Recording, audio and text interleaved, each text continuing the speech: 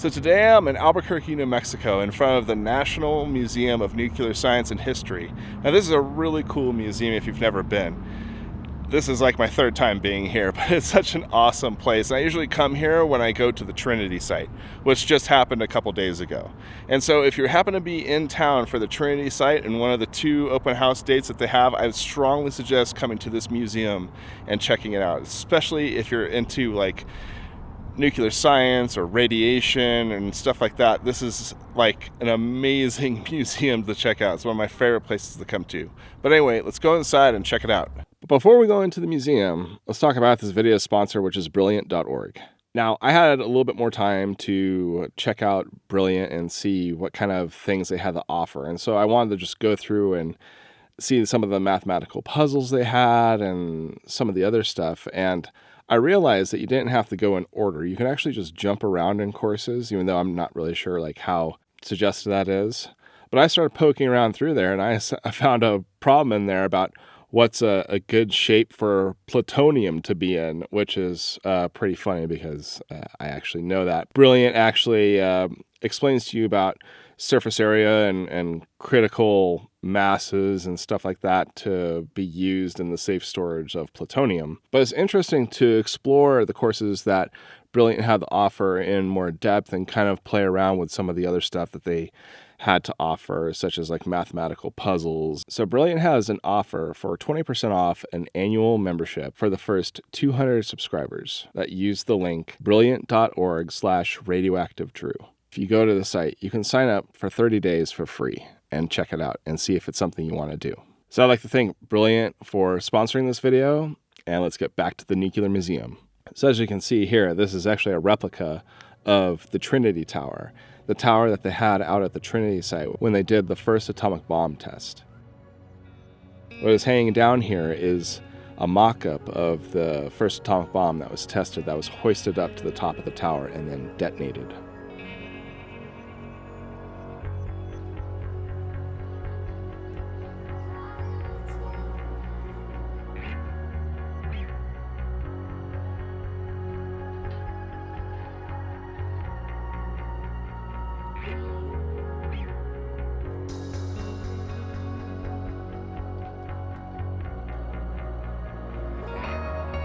They had a B-29 here, which is the same type of aircraft that dropped the first 2 atomic bombs on Hiroshima and Nagasaki.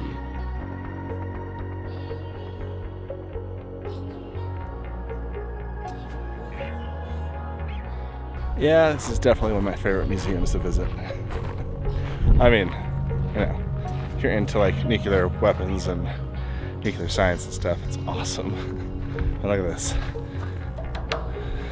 Fat Man, you know, a replica, not the actual thing, but still it's pretty cool to see like what these things look like in real life and not just on a picture. Extremely valuable for someone that wants to learn a little bit more about history.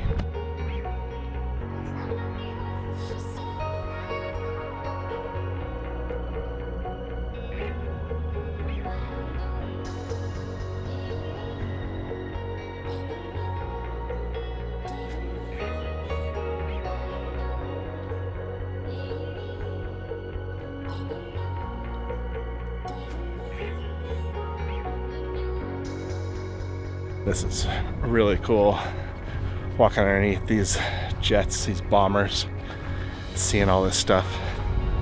If you're into history, this is the place to come, especially nuclear history.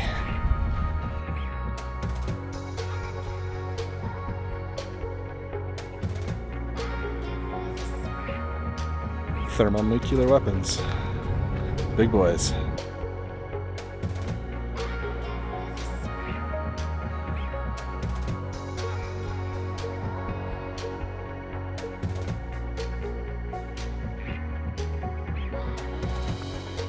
This exhibit was just added and is in the process of being restored.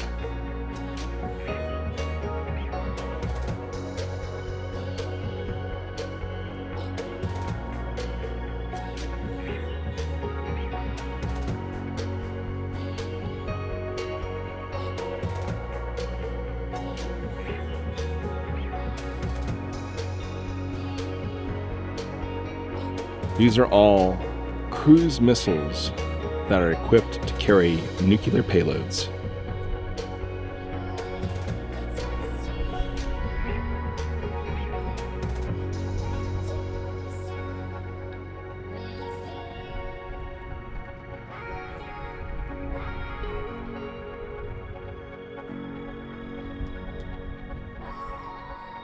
If you've ever wondered what the end of the world looks like, this is it. This is an ICBM with a bunch of nuclear warheads tucked inside the nose cone. Multiple independently targeted reentry vehicles, which just means it has a bunch of warheads in here that can just open up out of the nose cone and fly to their own targets and hit a bunch of targets at once. It's a pretty terrifying piece of machinery, but it's awesome that I get to be able to walk up to it and actually touch it and walk around it. It's an experience that I don't think you can get anywhere else. It's very cool.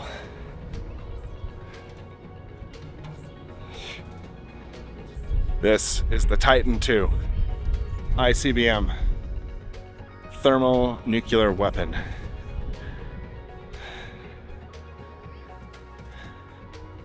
Pretty crazy. These were kind of the staple for the United States in the Cold War. I'm sure that some of them are still employed today, but I think they went and upgraded to the Peacekeeper models that are over here. But this is a crazy piece of machinery. Crazy piece of weaponry. Stuff that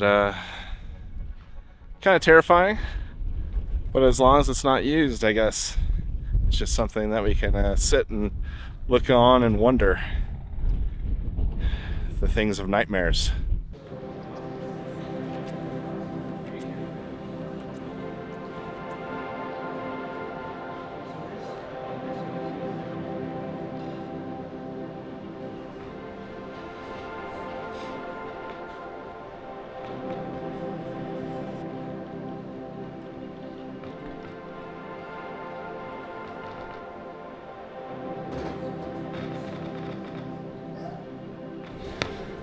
Little radiation demonstration back there.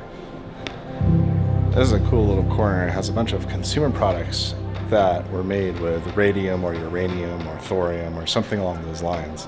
So this is a really cool section of the museum. At least to me. I like this stuff.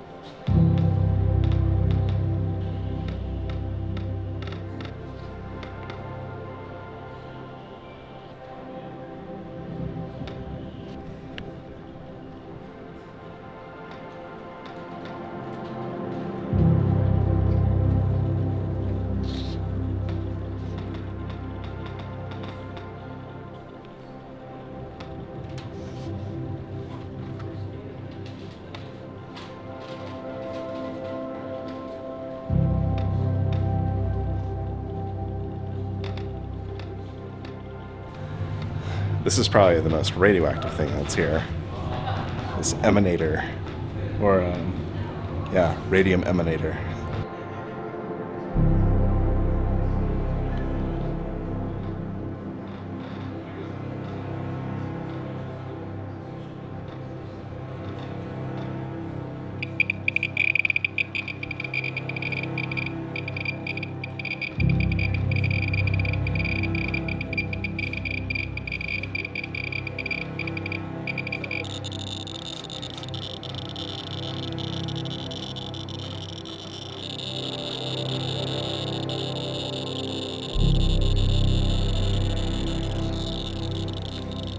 This is one of my favorite areas of the National Nuclear Museum of Science and History, is this critical assembly area, where it shows different critical or criticality experiments that might have took place.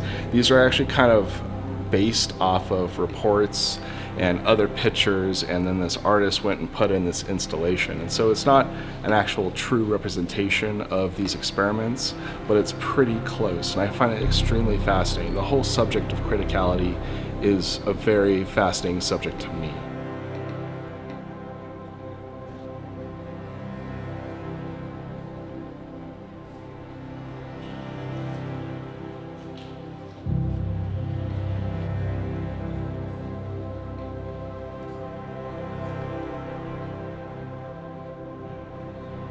So these are mock-ups of the Fat Man and Little Boy atomic weapons that were used during World War II.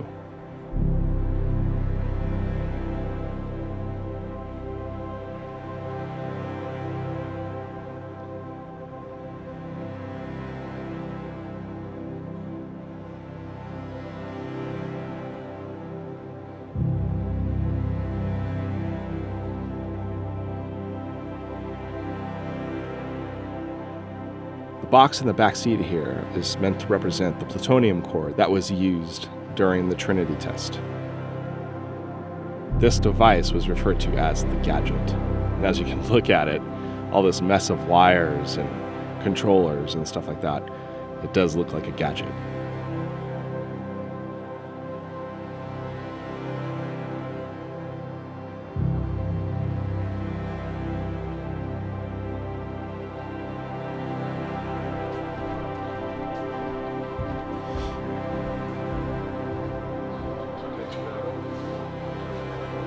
This is an example of a fallout shelter and some of the items that might have been found inside of it.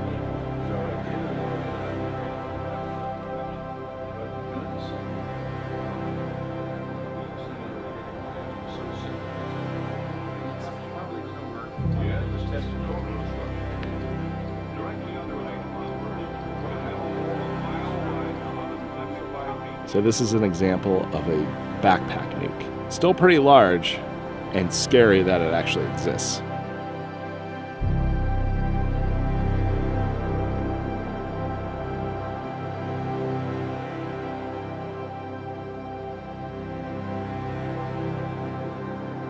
I did have a small section here that actually talked about broken arrows, which is when a nuclear weapon is lost and has to be recovered.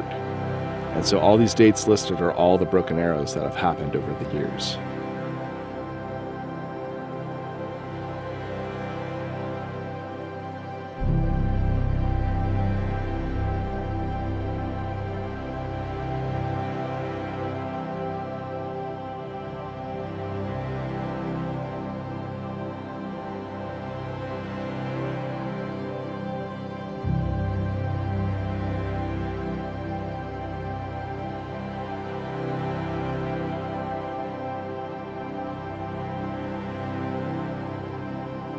What I found pretty interesting were all these controllers.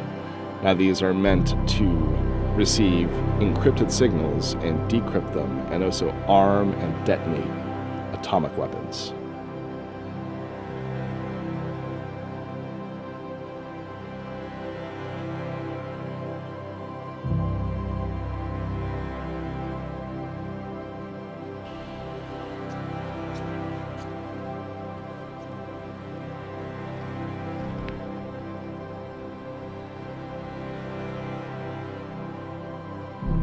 These are examples of uranium concentrates from different uranium mines. They're not all the same, and yes, they are radioactive even through the glass.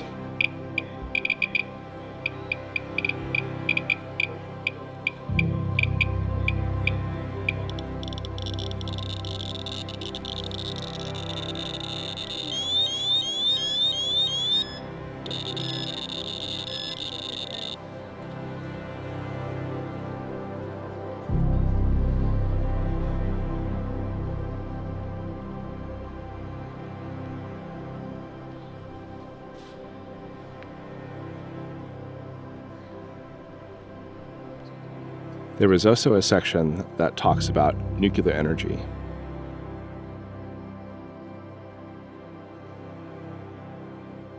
It talked about using uranium and thorium fuels.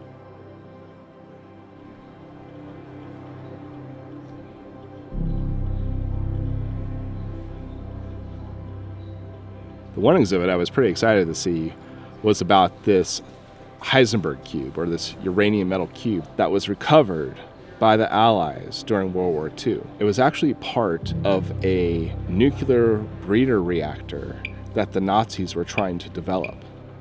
Only a couple of these cubes were actually found. There's still a whole bunch of them that are lost.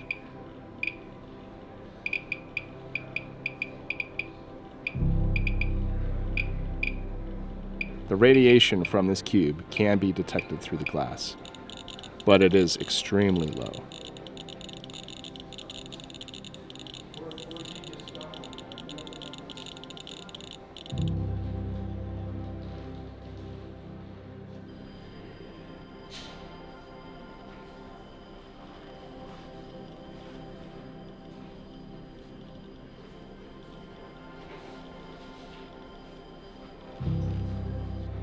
The section on nuclear medicine and devices that used radiation for imaging was extremely interesting.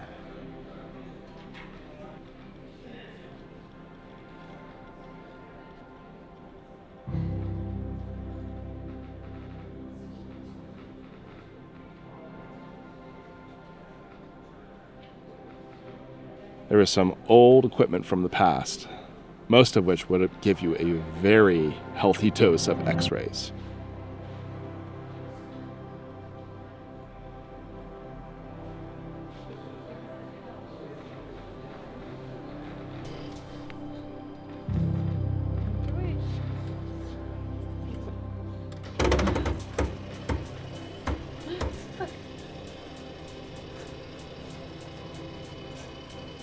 They also had this fluoroscope, which was actually used to see the bones in your feet during shoe fittings. It actually had viewing ports, so the shoe wearer could actually see their feet along with the adult and the salesperson. This would have given out a very significant dose of X-rays. But it isn't radioactive. It's only radioactive when the X-ray tube is turned on. So it's totally safe to be around now. I hope you enjoyed a look at the National Museum of Nuclear Science and History, and if you're in the Albuquerque area, I would strongly suggest coming to check it out. It is a very cool museum. But anyway, thanks for watching, and I'll see you in the next one. Take it easy.